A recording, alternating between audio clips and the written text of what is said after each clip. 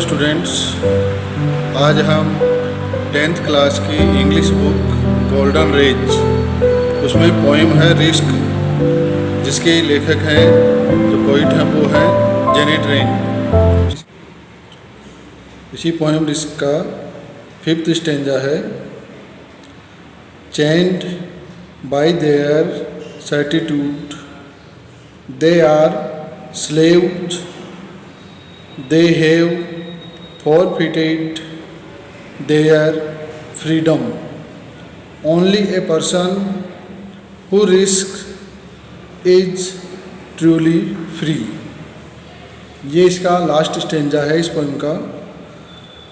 इसका हिंदी ट्रांसलेशन है कि chained by their certitude. Chained means होता है जंजीरों में जकड़े हुए रहना, बंधे हुए रहना, और सर्टिट्यूड मीन्स होता है निश्चित रूप से, निश्चितता का भाव देते हुए होता है, वो होता है सर्टिट्यूड। तो चेन्ड बाय देयर सर्टिट्यूड, तो कवि यहाँ कहता है कि जो लोग जोखिम उठाने वाले होते हैं,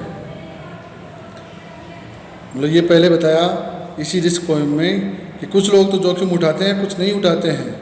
जो जोखिम उठाते हैं वो तो जीवन में सक्सेस हो जाते हैं, और जो जोखिम नहीं उठाते हैं वो फिर जीवन में, उनके जीवन में कोई बदलाव आता ही नहीं है।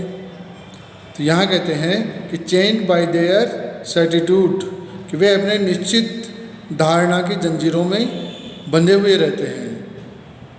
यानी उनकी जो निश्चित धारणाएं जैसी होती है वैसी वैसी रहती है, उनमें कोई चेंजिंग आता ही नहीं है। They are slaves, slave means होता है गुलाम, और वे हमेशा गुलाम बने हुए रहते हैं, गुलाम की तरह से, नौकर की तरह से काम करते हैं।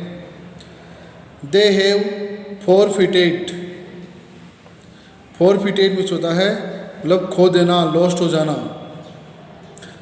तो वे जो लोग होते हैं जो रिस्क नहीं उठाते हैं, उनके लिए कहा है कि वे अपनी स्वतंत्रता को खो देते हैं, यानी हमेशा गुलामी में रहते हैं, स्वतंत्र रह ही नहीं पाते वो लोग। और only a person who risks is truly free.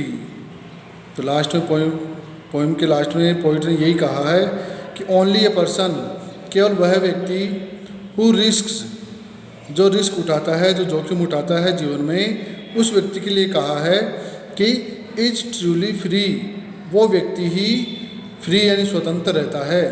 यानी जीवन में वही व्यक्ति स्वतंत्र रहता है जो इस रिस्क को उठाता है जीवन में।